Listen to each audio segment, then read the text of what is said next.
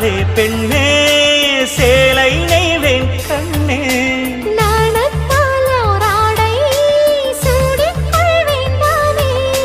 பாயாகும் அடி சொல்லாதே பஞ்சணம் புதையல் ரகசியமே